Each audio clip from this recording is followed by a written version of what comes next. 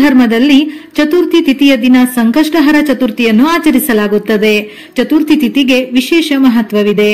ಪ್ರತಿ ತಿಂಗಳು 2 ಚತುರ್ಥಿ ವ್ರತಗಳು ಬರುತ್ತವೆ. ಕೃಷ್ಣ ಪಕ್ಷದ ಚತುರ್ಥಿಯನ್ನು ಸಂಕಷ್ಟಹರ ಚತುರ್ಥಿ, ಹಾಗೆಯೇ ಶುಕ್ಲ ಪಕ್ಷದ ಚತುರ್ಥಿಯನ್ನು ವಿನಾಯಕ ಚತುರ್ಥಿ ಎಂದು ಕರೆಯಲಾಗುತ್ತದೆ. ಈ ದಿನದಂದು ಗಣೇಶನಿಗೆ ವಿಶೇಷ ಪೂಜೆ ಮತ್ತು ಉಪವಾಸ ಮಾಡಿದರೆ ಗಣೇಶನ ಆಶೀರ್ವಾದದಿಂದ ಜೀವನದ ಎಲ್ಲಾ ಸಮಸ್ಯೆಗಳು ದೂರವಾಗುತ್ತವೆ. ಮನೆಯಲ್ಲಿ ಸಂತೋಷ ಸಮೃದ್ಧಿ ವೃದ್ಧಿಯಾಗುತ್ತದೆ. ನಾಳೆ ಮೇ 16 ಶುಕ್ರವಾರ ಸಂಕಷ್ಟಹರ ಚತುರ್ಥಿಯನ್ನು ಆಚರಿಸಲಾಗುತ್ತದೆ. ಚತುರ್ಥಿ ತಿಥಿ ಸಮಯ ಮೇ 16ನೇ ತಾರೀಕು ಬೆಳಗಿನ ಜಾವ 4:02 ಪ್ರಾರಂಭವಾಗಿ ಮೇ 17ನೇ ತಾರೀಕು ಬೆಳಗಿನ ಜಾವ 5:13 ಮುಕ್ತಾಯವಾಗುತ್ತದೆ. ಚಂದ್ರೋದಯದ ಸಮಯ ಮೇ 16ರ ರಾತ್ರಿ 10:39. ವೈಶಾಖ ಮಾಸದ ಕೃಷ್ಣ ಪಕ್ಷದ ಸಂಕಷ್ಟ ಚತುರ್ಥಿಯನ್ನು ಏಕದಂತ ಸಂಕಷ್ಟಹರ ಚತುರ್ಥಿ ಎಂದು ಕರೆಯಲಾಗುತ್ತದೆ.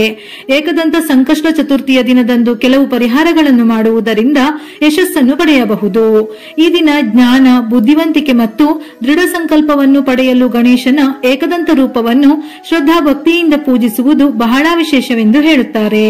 ಧಾರ್ಮಿಕ ನಂಬಿಕೆಗಳ ಪ್ರಕಾರ ರಾಜ ಪೃಥು ಸ್ವರ್ಣಯುಗದಲ್ಲಿ 100 ಯಜ್ಞಗಳನ್ನು ಮಾಡಿದನು. ಅವನ ರಾಜ್ಯದಲ್ಲಿ ದಯಾದೇವ ಎಂಬ ಬ್ರಾಹ್ಮಣ ವಾಸಿಸುತ್ತಿದ್ದನು.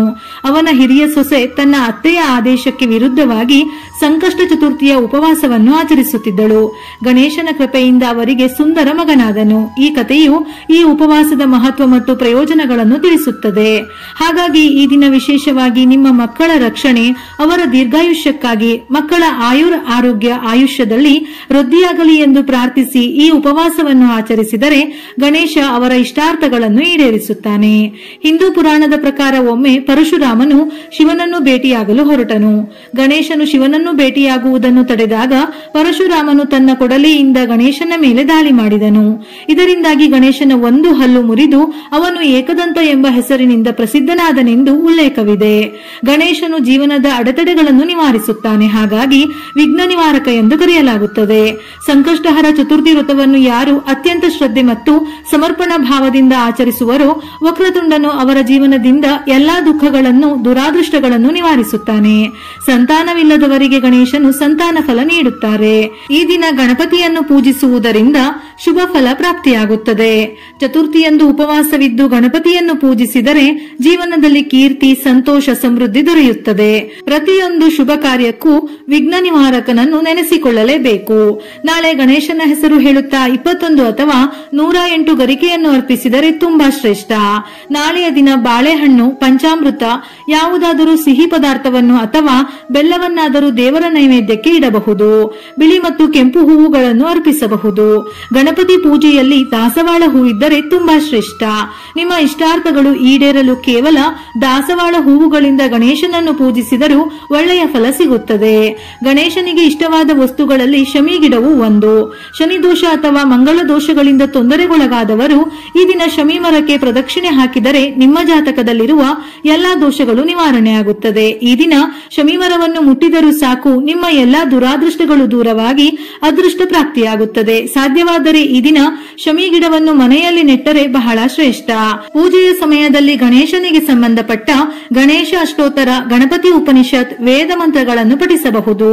ಸಂಕಷ್ಟಹರ ಸ್ತೋತ್ರ, ವಕ್ರತುಂಡ ಮಹಾಕಾಯ ಅಥವಾ ಯಾವುದಾದರೂ ಗಣೇಶನಿಗೆ ಸಂಬಂಧಪಟ್ಟಂತಹ ಮಂತ್ರ ಶ್ಲೋಕಗಳನ್ನು ಸಂಕಷ್ಟ ಚತುರ್ಥಿ ವೇಳೆ ಪಠಿಸಬಹುದು. ಇಲ್ಲವಾದರೆ ವಿಶೇಷವಾಗಿ ಓಂ ಗಣಪತಿಯೇ ನಮಃ ಈ ಶ್ಲೋಕವನ್ನು 21 ಬಾರಿ ಅಥವಾ 108 ಬಾರಿ ಪಠಿಸಬಹುದು. ಇದರ ಜೊತೆಯಲ್ಲಿ ಸಂಕಷ್ಟಹರ ಚತುರ್ಥಿಯ ಕಥೆಯನ್ನು ತಪ್ಪದೆ ಈ ದಿನ ಓದಲೇಬೇಕು. ಗಂ ಗಣಪತಿಯೇ ನಮಃ. ನಿಮ್ಮ ಹಾದಿಯಲ್ಲಿ ಯಾವುದೇ ರೀತಿಯ ಅಡೆತಡೆಗಳು ಅಥವಾ ತೊಂದರೆಗಳನ್ನು ನಿವಾರಿಸಲು, ನಿಮ್ಮ ಅದೃಷ್ಟವನ್ನು ಮತ್ತು ಬುದ್ಧಿವಂತಿಕೆಯನ್ನು ಹೆಚ್ಚಿಸಲು ಈ ಮಂತ್ರವನ್ನು ಪಠಿಸಿ. ಶ್ರೀ ಗಣೇಶಾಯ ನಮಃ ಈ ಮಂತ್ರವನ್ನು ಜೀವನದಲ್ಲಿ ಸಂಪತ್ತು, ಯಶಸ್ಸು, ಸಮೃದ್ಧಿಯನ್ನು ಆಕರ್ಷಿಸಲು ಪಠಿಸಲಾಗುತ್ತದೆ. ಗಣೇಶನ ಕೃಪೆಯನ್ನು ಆಹ್ವಾನಿಸುತ್ತದೆ. ವಕ್ರತುಂಡ ಮಹಾಕಾಯ ಸೂರ್ಯಕೋಟಿ ಸಮಪ್ರಭಾ ನಿರುವಿಘ್ನಂ ಕುರುಮೇ ದೇವ ಸರ್ವಕಾರ್ಯೇಷು ಸರ್ವದಾ. ಜೀವನದಲ್ಲಿನ ಅಡೆತಡೆಗಳನ್ನು ತೆಗೆದುಹಾಕಲು ಮತ್ತು ಪ್ರತಿಯೊಂದು ಕೆಲಸ ಅಥವಾ ಪ್ರಯತ್ನದಲ್ಲಿ ಗಣೇಶನ ದೈವಿಕ ಆಶೀರ್ವಾದವನ್ನು ಪಡೆಯಲು ಈ ಮಂತ್ರವನ್ನು ಪಠಿಸಿ ಅಥವಾ ಕೇಳಿ.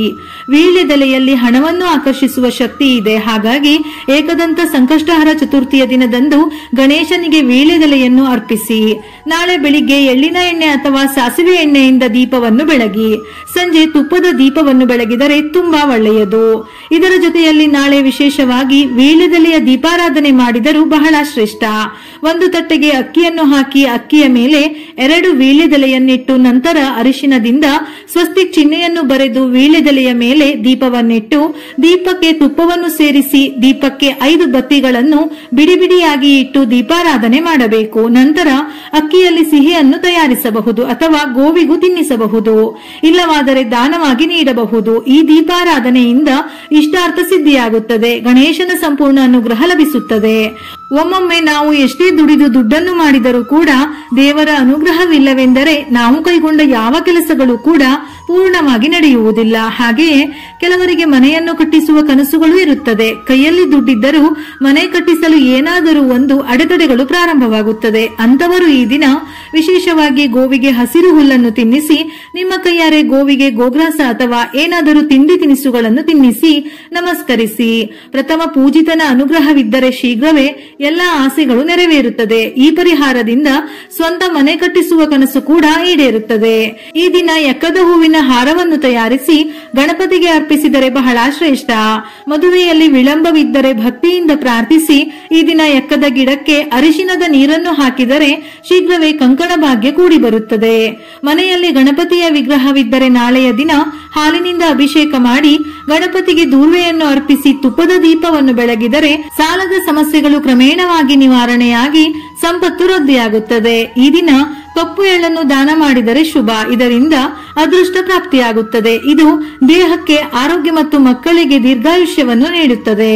ಈ ದಿನ ಬೆಲ್ಲ, ತುಪ್ಪ ದಾನ ಮಾಡುವುದರಿಂದ ಜೀವನದಲ್ಲಿರುವ ಎಲ್ಲಾ ಅಡೆತಡೆಗಳು, ಆರೋಗ್ಯ ಮತ್ತು ಹಣಕ್ಕೆ ಸಂಬಂಧಿಸಿದ ಸಮಸ್ಯೆಗಳು ನಿವಾರಣೆಯಾಗುತ್ತದೆ.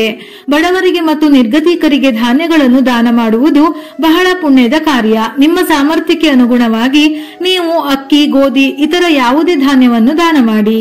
ಸಂಕಷ್ಟಹರ ಚತುರ್ಥಿ ವ್ರತವನ್ನು ಆಚರಿಸುವವರು ಚಂದ್ರನಿಗೆ ಅರ್ಘ್ಯವನ್ನು ಅರ್ಪಿಸದೇ ಇದ್ದರೆ ಆ ವ್ರತವು ಅಪೂರ್ಣವೆಂದು ಹೇಳುತ್ತಾರೆ. ಹಾಗಾಗಿ ತಪ್ಪದೆ ಈ ದಿನ ಚಂದ್ರನನ್ನು ಕೂಡ ಪೂಜಿಸಬೇಕು. ನೀರು, ಶ್ರೀಗಂಧ, ಅಕ್ಕಿ ಮತ್ತು ಹೂವುಗಳನ್ನು ಚಂದ್ರನ ದಿಕ್ಕಿನಲ್ಲಿ ಅರ್ಪಿಸಿ ಚಂದ್ರೋದಯದ ಸಮಯದಲ್ಲಿ ಚಂದ್ರನನ್ನು ಪೂಜಿಸಿ ವ್ರತವನ್ನು ಸಂಪೂರ್ಣಗೊಳಿಸಬೇಕು. ಸಂಕಷ್ಟಹರ ಚತುರ್ಥಿ ವ್ರತವನ್ನು ಆಚರಿಸದೇ ಇದ್ದರೂ ಈ ಮೇಲೆ ಹೇಳಿದ ಪರಿಹಾರಗಳನ್ನು ಮಾಡಿದರೆ ಗಣೇಶನು ಸಂತೃಪ್ತನಾಗಿ ಇಷ್ಟಾರ್ಥಗಳನ್ನು ಈಡೇರಿಸುವುದರ ಜೊತೆಗೆ ನಿಮ್ಮ ಕುಟುಂಬಕ್ಕೆ ಅನುಗ್ರಹಿಸುತ್ತಾನೆ. ವಿಡಿಯೋ ಇಷ್ಟ ಆಗಿದ್ದಲ್ಲಿ ಮರೆಯದೆ ಲೈಕ್ ಕೊಟ್ಟು ನಿಮ್ಮವರಿಗೆ ಶೇರ್ ಮಾಡಿ. ಉಪಯುಕ್ತ ಮಾಹಿತಿಯೊಂದಿಗೆ ಮತ್ತೆ ಭೇಟಿಯಾಗೋಣ.